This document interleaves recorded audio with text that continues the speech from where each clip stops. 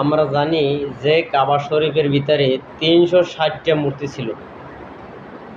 360টা কি মূর্তি ছিল? 360টা কি মূর্তি ওইখানে বসাই হয়েছে? বুঝতে হইবে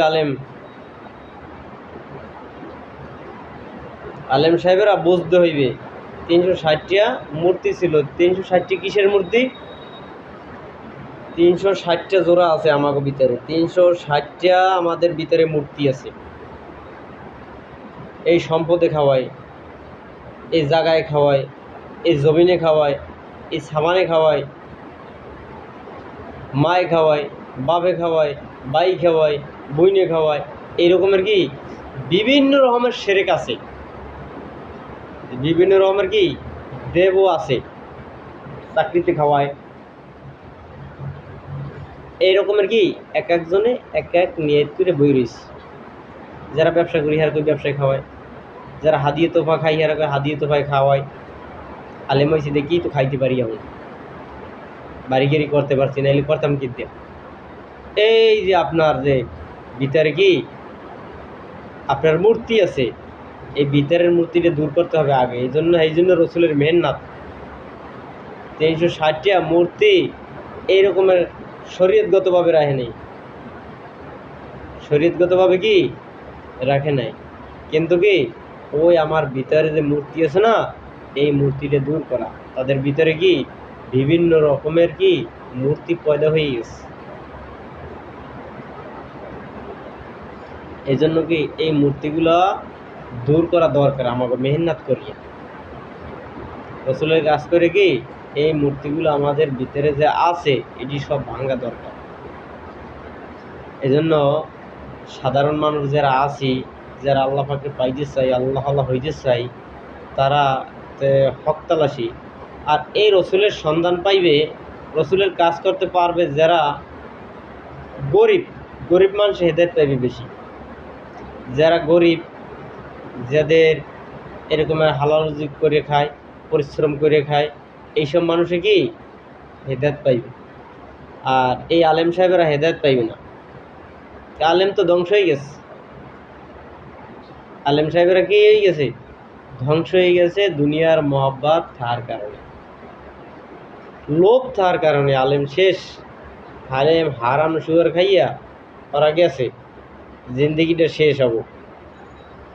জিন্দিগিটা গুছাবার চেষ্টা করে না। তো কলেমার কথা কইলে হা হা হা ঠিক আছে ভাই, করা দরকার, ওই তোমার শেষ। কিন্তু কি আল্লাহ পাক এদেরকে তৌফিক দেয় না। কে দেয় না? গুনাহ করতে করতে করতে কলব নষ্ট হয়ে গেছে, অন্তর নষ্ট হয়ে গেছে। এরা গুনারে কোনো গুনাহ মনে করে না। গুনারে কি কোনো গুনাহ মনে করে না। একটা মেয়ে লোকের সাথে ইচ্ছাকৃতভাবে দেখা দাও কবিরা গুনাহ বারবার করলে ইমান থাকে না। সেই মেয়ে লোকটারে আপনি পড়ান, সেই মেয়ে লোকটারে কি আপনি পড়ান, কোরআন শিখেন। কোরআন শিখেন না আকাম করেন? কোরআন পড়া ফরজ, পর্দা করাও ফরজ। একটা ফরজ বাদ দিয়ে আরেকটা করা যায় না। মানে পর্দা ফরজ হয়ে গেছে, এই মেয়ে লোকের আমি কোরআন পড়ান। কয়দিন পর কি গড় গড় হরতে হরতে নাকি এই আকামাটা করে লাইছেন। তো কি হলেন?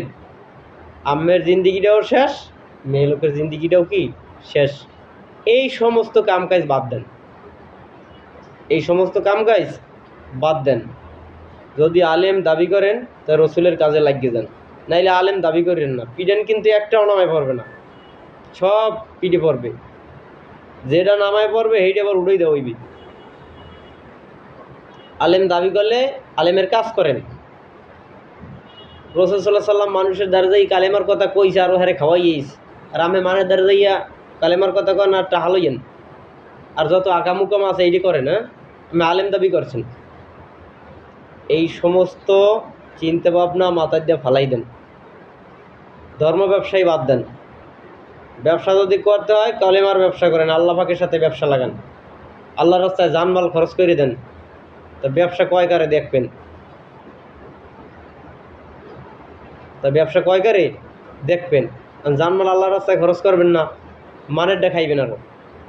আর ঘর করবেন, বাড়ি করবেন, বিল্ডিং করবেন, জায়গা রাখবেন, জমি রাখবেন, পিতৃবসর জায়গা রাখবেন আর ফতুয়া দেবেন এইটা হালাল,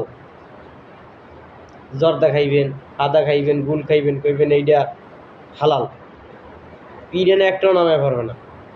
ভুল বল দিয়া মানুষ আর কয়দিন বুঝাইবেন? আবার অনেক দেই দাড়ি খাড়ো খাড়ো, দাড়ি ছাড়া কাড়া কবির গুণা বারবার কল ইমান থাকে না, এবার আলিম দাবি করে বইরিস। আপনাকে তামসা দেখতেছি, কেডা কি করেন না করেন তামসা দেখতেছি, কিছু কই না। রুহানি পিঠা শুরু হয়ে গেলে, ঈসা আলাইহিস সালামের কার্যক্রম চালু হয়ে গেলে এক চান্দুও বাঁচতে পারবে না, এক চান্দুও কি হারতে পারবে না, সব পিটান ঘাড়ে পড়বে। এই জন্য কি এখনো ঠিক হয়ে যাইতে হইবে। এখন তওবা করার সুযোগ আছে, তওবা করার সময়। তওবা অর্থ ফিরে আসা, গুণ আগে করছি আর করবো না। আপনি আমারে বাঁচান মাওলা, আল্লাহ আপনি বাঁচান। আর আল্লাহ হক তালাশি কোথায় আছে, রসুলের কামটা কোথায় চালু হয়েছে, ওই জায়গার পরিচয় আমারে দেন। রসুলের কাজটা করা দরকার, আল্লাহ হওয়া দরকার। এই জন্য কি আল্লাহ পাক যাতে সবাইকে বুঝ দিয়ে দেয়, কালমা নসিব করে দেয়, আল্লাহ হওয়ার তৌফিক দিয়ে দেয়। এই জন্য দোয়া করা যাইবে না, আল্লাহ পাকের কাছে চাওয়া যাইবে না। এই জন্য কি চাইতে হইবে। ঠিক আছে, আলহামদুলিল্লাহ, শুক্রিয়া। পরে আবার কথা হবে। আসসালামু আলাইকুম ওয়া রাহমাতুল্লাহি ওয়া বারাকাতুহু।